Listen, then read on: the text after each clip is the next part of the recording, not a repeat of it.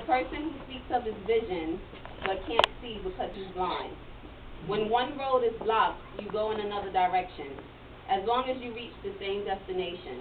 It's sad that you have to be limited for the possibilities to be limitless. Makes me wonder if the caged bird could talk, would he talk as much as he sings? Or if a blind man could see, would he have a vision for anything? Maybe it's better to sing and not talk, or visualize and not see. For what you're incapable of might heighten one's curiosity. Thank you. Okay, the next poem is titled Self-Esteem.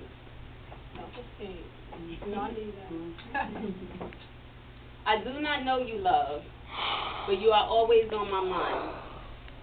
People say you're hard to find. I would love to meet you one day. I thought I knew you, love, long ago. You were tall and handsome, romantic at times. You took me out and wined and dined me. You were so intelligent. I wanted you to drip onto me, love. I wanted to feel you, love. I gave you power to take over my mental and physical state. I was helpless to you, love. But then you told me I was nothing without you and said I would amount to nothing. You blackened my eyes. You made me cry. Made me lose the baby I was carrying for you. Why? If this is love, it's not what I expected. I allowed you to enter into my body, but from my body you were rejected. You sat around and watched me bleed pain from years spent with you, losing trust, bleeding tears from fear of no longer wanting to know love anymore. Not able to endure, I escaped from the harsh reality that if I stayed, I might have caused the fatality of love. Although at the time in my mind you no longer existed. Until one day I ran into an old friend of mine who I hadn't seen in a long time. She let me in on a little secret that who I thought was love wasn't. Floored and stunned by the revelation so true, I began to realize indeed that wasn't you. But my friend knows love. She assured me I know love too. She said, come with me and I'll show you. She said love was around you the whole time, as crazy as that seems. And just in case you forgot, my name is Self-Esteem. So Self-Esteem and I went to see love, but no one was there. All there was a mirror and a chair. And so I sat down and stared into the mirror. And what do you know? Right before me, staring back at me, was a beautiful reflection. And so I said to it, nice to meet you, love.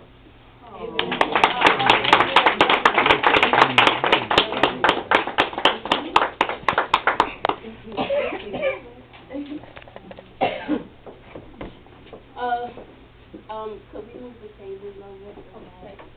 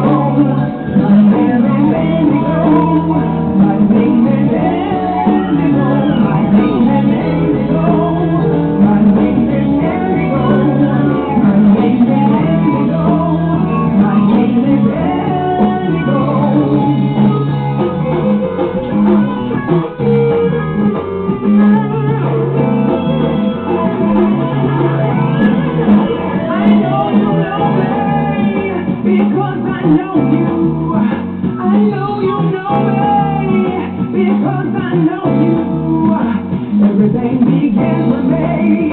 Everything's gonna end with me. Everything begins with me. Everything's gonna end with me. Everybody wants to sing my blues. Everybody wants to sing my blues. Everybody wants to sing my blues. Everybody wants to sing my blues. Everybody wants to sing my blues. Everybody wants to sing my blues. Everybody wants to sing my blues. And don't nobody wanna walk in these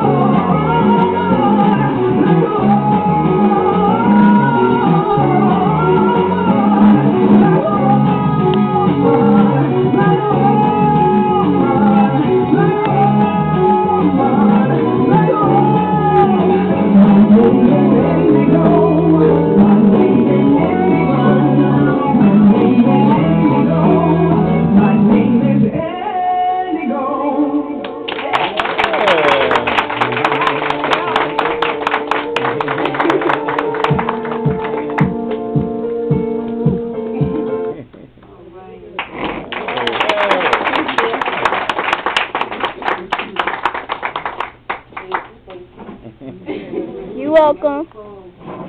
Let's give it up for the pastor. Poetry books can also be found where?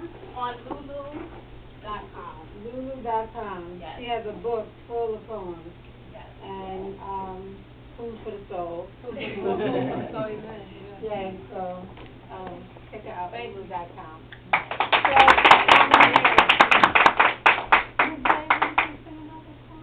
Yes, yes. I think they want an arm circle performance. Okay. Thank you. Let's give it up for Lizette. All right.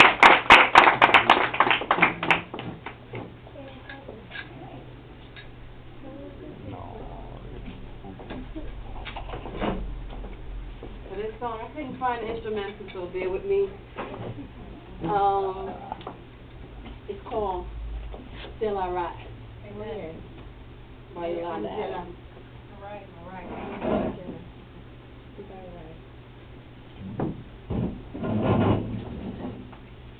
Struggling, but I'm not broken. Wounded, but time will heal. Heavy the load, the cross I bear. Lonely the road I tried, I dare shaken, but here I stand, weary, still I press on. Longer the road, the tears I cried, Dark are the night, no sun in the sky, but yet still I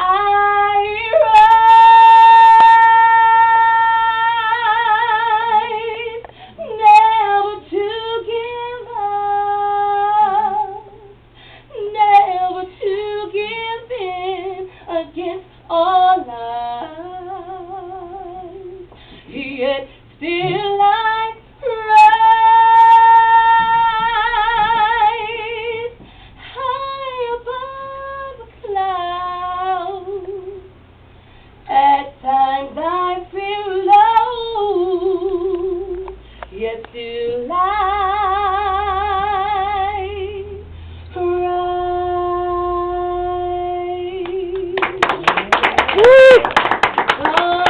Sometimes I'm troubled, but not in despair.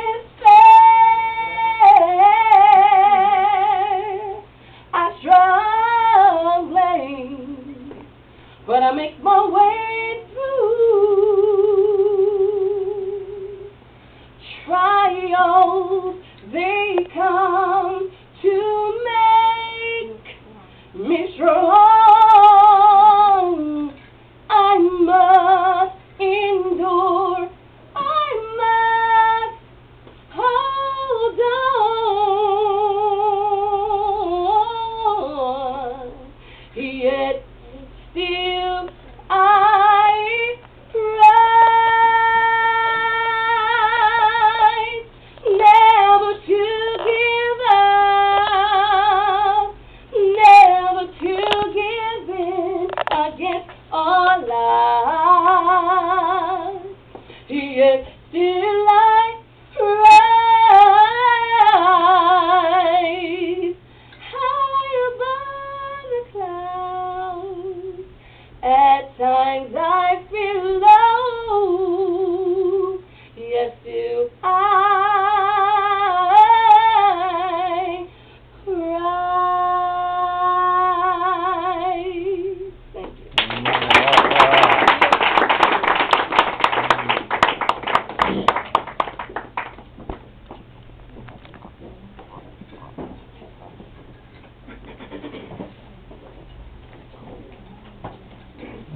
Well, ladies and gentlemen, that concludes our program for this evening. I thank you all for coming out today. And if you'd like to find out about more events, we do regular events. We're going to have, in March, we're doing an event with Ilana Vinzant. In May, we're doing an event, not May, I'm sorry. June with Susan Taylor from Essence Magazine, and George Frazier in December, and then we also have Dr. Randall Pinkett. He was the winner from The Apprentice. We're doing an event with him, but I have the whole calendar. It's online, so if you go to simply2empower.com, you'll get all the dates and everything online. We also have other events. We're doing Easter egg hunt for the children in April. You will hear about that? And you'll hear about that. We're doing a treasure hunt for the children in September. You'll hear about that. And what we do is we try to empower each other. We try to bring people together for the greater good of the community and of the world. So we're looking to do some big things this year. So I look forward to seeing all your faces. If you give me an email address, I will communicate with you and let you know about all the upcoming events. Miss Carolyn Gainey, she has a daycare center. If anybody knows any children, parents that are looking for Christian-based daycare centers, I recommend that you talk to Carolyn afterwards. She does a lot of things within her center with a lot of love and care for the kids. She really loves the children. And so, if you want to say something about the daycare center? Sure. Exactly what she said. I'm a Christian-based company. We're trying to get them out to the community. I'm working with Sharice here with Simple to Empower to bring the community together. We're so thankful that you guys came out tonight in spite of the elements. and all the things, and all the many thousand reasons that probably came to your mind and why you should stay at home in a nice warm house. But instead, you pushed past that and you came out here and you bore the elements and you dealt with traffic and snow and the ice and the chance of slipping. And we thank God for you for doing that for us. We're so thankful to see you all out here tonight, and and especially from my heart to Sharice, because she helped make this all possible. And this is just one of the many, many community groups that she was telling you that will be coming out, and we'll get to you more on the internet. But we want to do more things like this to bring us together as a community. Now, I know that you went through a lot to get here, but I also know that this beats the heck out of sitting up at home watching TV.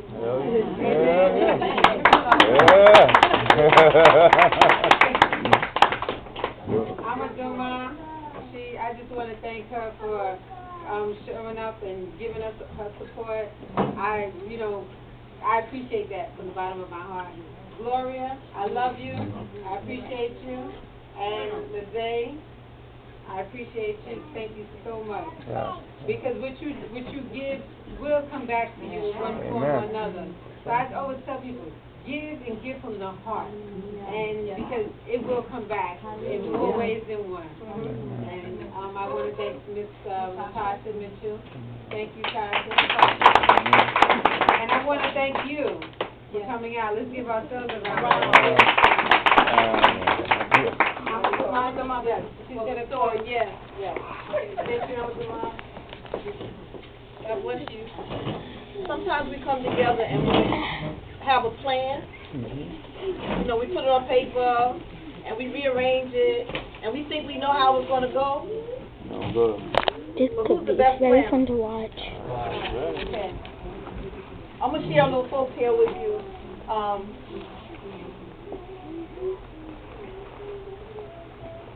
I won't tell that story. Well, I'm just going to say, my mother says that I started telling stories when I was 4 years old. She baked a cake, and I always liked the crunchy part around the edge of the cake. Miss Gloria, I want you to hear this. My mother baked the cake, and she had it on the table cooling off, and I must have took a little piece of the crunchy part off, and I ate it. And even though I was 4 years old, I knew that the cake didn't look right. So I had to even it off. So I took the crunch from all the way around the cake. And my mother came in the kitchen and she saw that cake and she called me and she said, "What happened to this cake?" And I said, "Maybe a mouse got to it." So I was that mouse. And she said, "Yeah, you just want to tell stories because you've been telling stories since you were But this is a story from Angola, which is one of the countries in West Africa. It's below the equator. And as with many stories, when people travel, they carry their stories with them. But ideas travel as well. So sometimes one theory is that people traveled and took the story to different parts of the world. But another idea is that God sent stories to everybody. And what you had tonight was sharing stories. And I'm sure we didn't plan it this way. This wasn't on the paper. This wasn't on the agenda. But when you came in here, your spirit was moved and you wanted to share. And we had a beautiful sharing. This is a fun story. This is a story that I like to tell to the children. And some of you may be familiar with the story that's a descendant of this story that's told here in America, but this is a story from Angola. There was a young man, so goes the tale, that went to check upon his field of corn.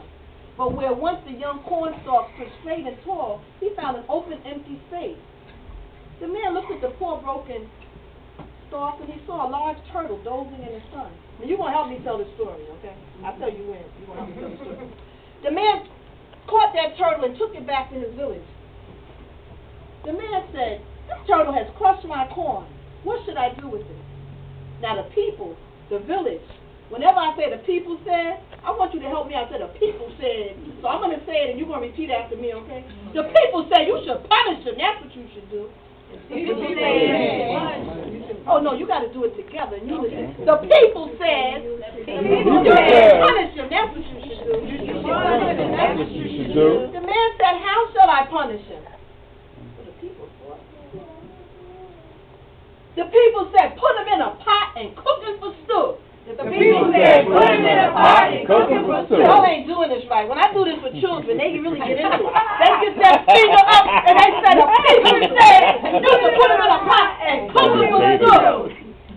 The turtle said, "That's exactly what to do. I make a tasty turtle. But please don't throw me in the river." The man said, "This turtle's not afraid of fire. What else can we do?" get some rope and tie him to a tree. The people said, get some rope and tie him to a tree. Now you got it. The turtle said, do anything you like with me. Tie me to the strongest tree. But please, don't throw me into the river.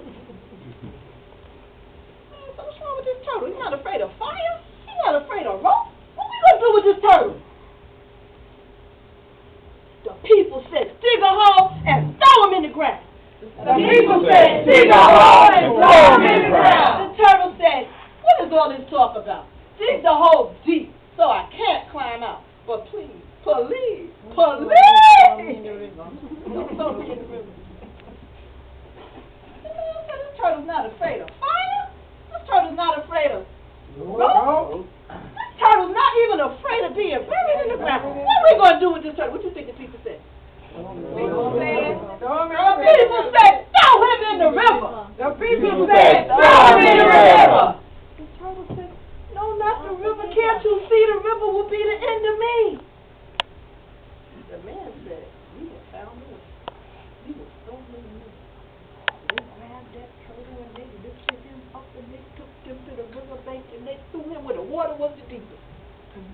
Just then the water began to swish and splatter and splash and up popped the turtle as Jesus could. The man said, I think that turtle has tricked us. The people said, indeed, that turtle has been more clever than we. The people said, indeed, that turtle has been more clever than we. The turtle said, born and bred in the riverbed. Born and bred in the riverbed. You can't get the best of me. And he paddled away, never to be seen near the village of Amen. That's the devil turtle. Some of you from the South might know about Brer Rabbit. Y'all know about Brer Rabbit, right? Yeah. Well, that's the Brer Rabbit. That's the grandfather story to the Brer Rabbit song. Brer Rabbit and the Bride Patch. Don't throw me in the Bride Patch. Yeah. I mentioned the East and the Huru Salsa back in Brooklyn years ago, and Brother Yusef Imam, who did that song, and who's on top of the song. One of the things that we would do at the East before we closed out, at the end of the day, and our Huru Salsa also, at the end of the day, the children would gather, and we put our hands up and we do 7 harambe's. We pull down. Now the fingers are separate and individual, right? But when you put them together, what you got? If I hit you with this, I ain't gonna hurt you too much. But if I hit you with this, you're gonna feel something, right? All right. Okay, so we pull down, and the harambe means let's all pull together. So we're gonna close out with 7 harambe's. We're gonna pull down 7 times, and they would count job, leg, 2 sound gay. Harambe! Harambe! Harambe! Harambe! Harambe! Harambe! Harambe! Thank you for being a great One more thing before we close tonight, I forgot to announce, people over here earlier already have them, but anyway, if anybody would like, we thank you so much for coming out. We did provide a little hot chocolate for anybody that wants to warm their bodies before they get back out into the elements. You're all welcome. Thank you. You're welcome. Complimentary. Everybody has some.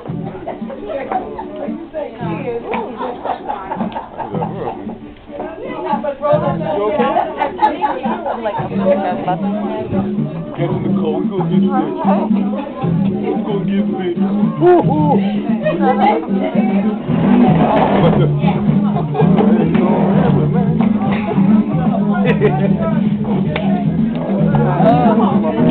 Back on me. Okay, thank you.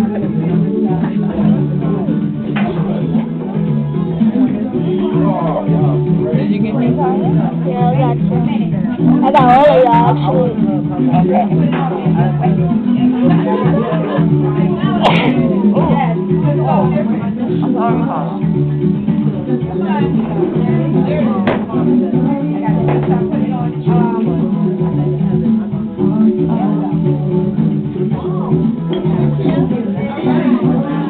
Take a picture with them.